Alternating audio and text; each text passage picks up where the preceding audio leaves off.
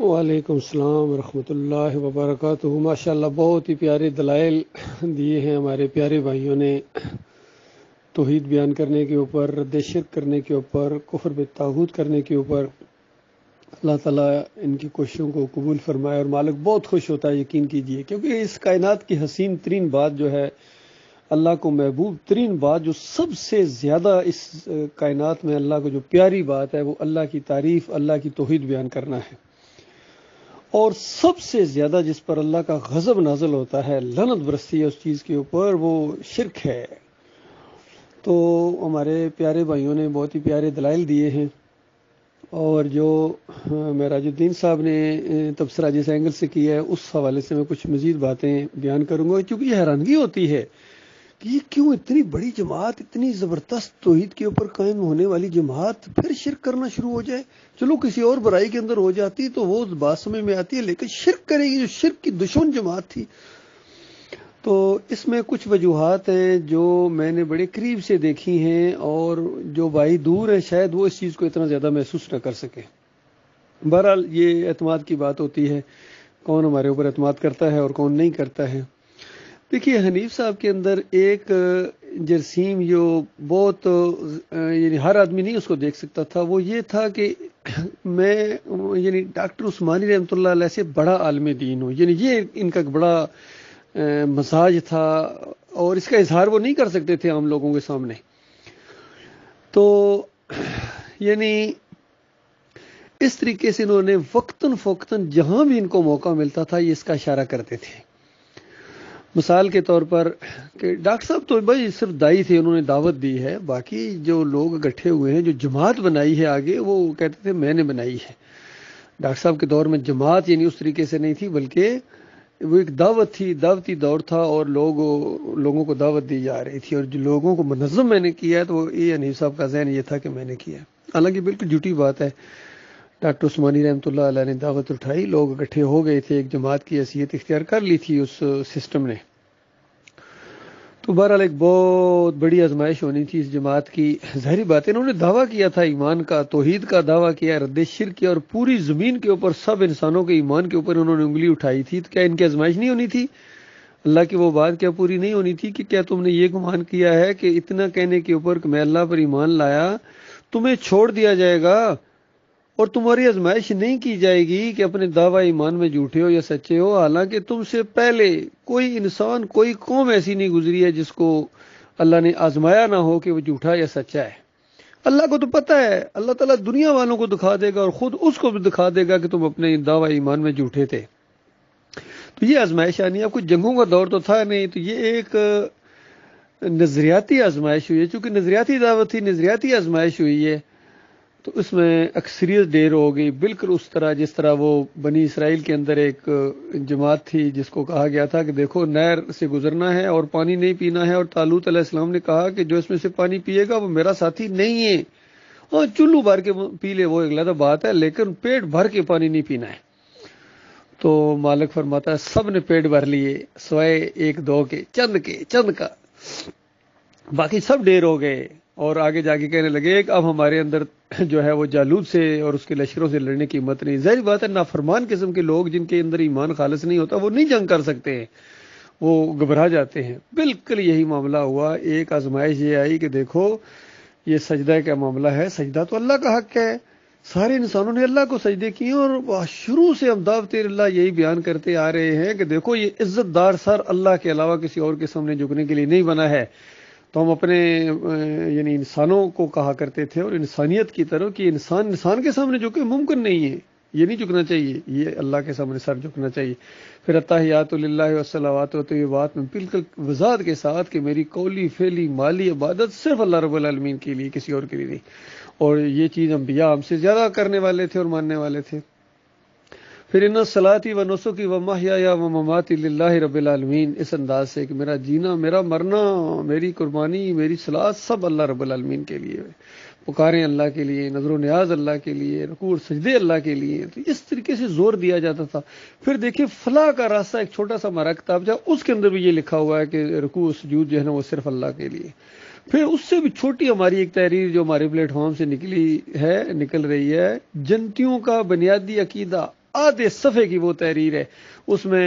2 حصے کیے گئے ہیں، ایک لا الہ الا اللہ اور پھر دوسرا محمد رسول اللہ۔ دونوں حصوں کی علیحدہ تشریح کی گئی ہے، اور لا الہ الا اللہ کی تشریح میں یہ باقاعدہ لکھا ہوا ہے ابھی تک کہ لا الہ الا اللہ کا مطلب یہ ہے کہ رکوع اور سجدہ صرف اللہ کو، کسی اور کو نہیں ہے۔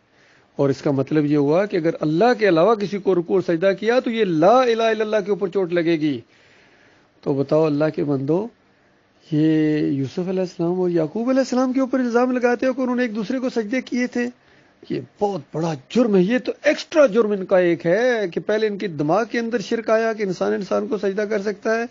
اور پھر اللہ خوش ہوا، یہ ایک اور جرم ہے ان کے اوپر۔ اس کی مثال میں کبھی کبھی دیتا ہوں کہ جس طرح ایک نافرمان قسم کا بیٹا ہو،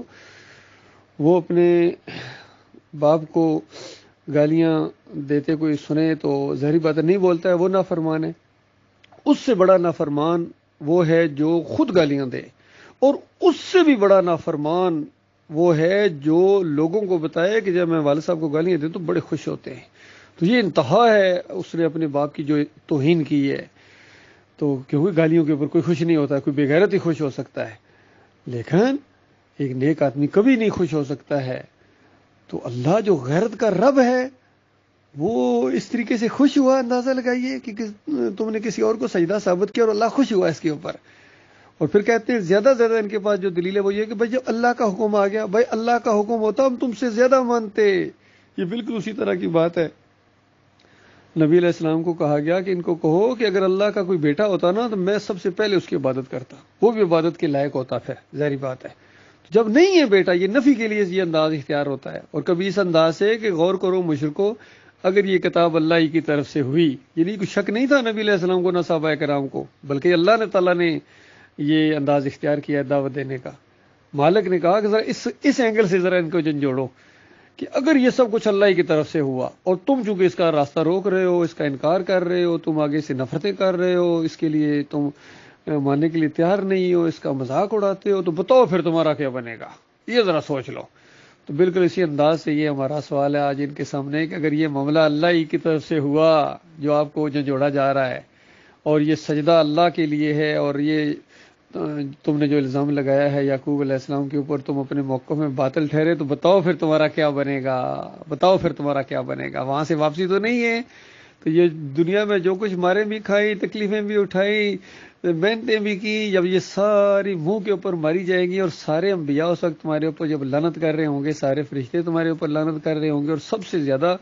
یعنی انسانوں میں جو تمہارے اوپر لعنت کریں گے وہ یوسف علیہ السلام کریں گے اور یعقوب علیہ السلام کریں گے، کیونکہ ان کے اوپر تم نے الزام لگایا ہے کہ تم نے یہ سمجھا ہے کہ تم نے ہمارے بارے میں یہ سمجھا ہے کہ ہم ایک دوسرے کو سجدہ کرنے والے تھے۔ جنہوں نے سجدہ کرتے ہوئے زندگیاں گزاری اور یہ تعلیم کرتے ہوئے، تبلیغ کرتے ہوئے زندگیاں گزاری کہ ہر حال میں اللہ کو سجدہ کرنا ہے، اس کی شکر گزاری کرنی ہے، صبر کرنا ہے، تو یہ تو بڑے جلیل القدر انبیاء اور مجاہدوں کا خاندان، ان کے اوپر تم نے الزام لگایا۔ ابراہیم علیہ السلام کے پڑپوتے کے اوپر الزام کہ انہوں نے سجدہ کروایا، پھر ابراہیم علیہ السلام کے پوتے کے اوپر یہ الزام کہ اس نے سجدہ کیا کسی انسان کو۔ یہ کوئی معمولی جرم نہیں ہے، یہ بہت بڑے جرائم ہیں، اور اسی کے حصے میں آئے ہیں۔ اصل میں اس کے اندر یہ غرور اور تکبر تھا اپنے علم کا جو تھا نا، کبر اس کے اندر آ گیا محمد حنیف کے اندر، تو تب اس نے مار کھائی ہے۔ اور پھر دوسری جو بڑی بات ہوئی ہے، اصل میں یہ ماحول ایسا بنا کہ یعقوب علی کھوکھرا کار، اس کے ساتھ اس کی دشمنی تھی بہت زیادہ، بہت بڑی ان کی دشمنی تھی۔ اب پہلے تو سارے اس بات پر اکٹھے ہو گئے تھے کہ لغوی معنوں میں ہے تو یہ سجدہ نہیں ہے بلکہ بس عزت اور احترام کے لیے، فضیلت کے لیے، اس پر سارے اکٹھے ہوئے تھے۔ عبداللہ 17 کے اندر یہی مضمون لکھا ہوا ہے، اور ساتھ ہی لکھا ہوا ہے کہ رہا وہ معروف سجدہ، تو سوال ہی پیدا نہیں ہوتا کہ کسی کے سامنے ہاتھ اور ہتھیلیاں اور گھٹنے ٹیک کے سجدہ کیا جائے، یہ تو ہر شریعت میں حرام ہے، ناجائز ہے، شرک ہے، خارج از امکان ہے، یہ لکھے ہوئے الفاظ وہاں۔ تو اب جب یعقوب اور سعید کا آپس میں اختلاف ہوا تو سعید نے سجدہ یوسف علیہ السلام کو کہنا شروع کر دیا، اور یعقوب چونکہ لغوی معنوں میں مانتے تھے اور یعقوب علی، تو اس کے بعد اسی دوران کچھ ڈاکٹر صاحب کی یہ کیسٹیں سامنے آ گئیں جس میں ڈاکٹر صاحب نے کہا اللہ کی ضمیر اللہ کے لیے،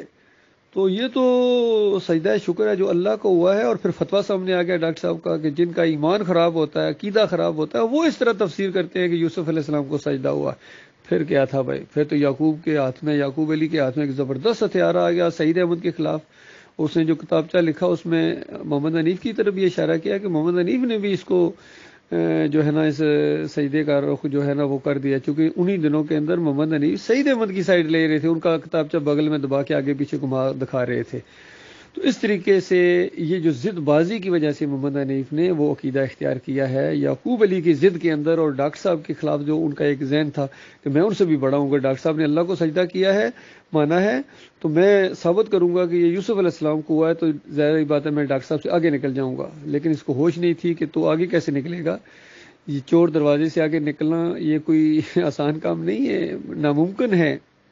اللہ کا اگر پیارا بننا ہے تو اللہ کے فرمانبردار بنو، اللہ کی توحید کو مانو، شرک کا رد کرو،